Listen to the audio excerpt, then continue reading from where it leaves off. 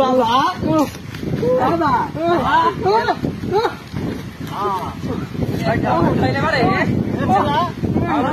जुगाड़ करो देखा तो क्या हुआ बचवा बाबा परसों शादी हो गया लखाइले पति देव हतू। अच्छा जुगाड़ हो रहा है बचवा चलवा देखो तो जी। हाँ चला हमारा बॉस के बात नहीं खे क्यों बना भगवान गुरुजी क्या हमारा भी भगवान गुरुजी देखिए। हाँ हम जुगाड़ करते हैं इसको करिए जल्दी बाबा देखिए बाबा थोड़ा सा तनी नहुराई बाबा निहुराइए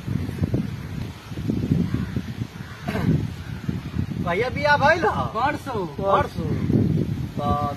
खाना उना बनावे कि नहीं बनावो त का धोले गुरुजी यहाँ पर एगो जंतर बात दी दे सुनी एक का बुधरे बा रात के ओए लोग कौन मतलब कि ये खेल घर में वही थोड़े ले बा हम दी बस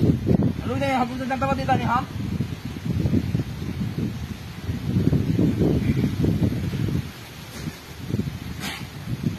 जाओ ठीक हो जाई ना ठीक कहा बाबा आप लोग देखिए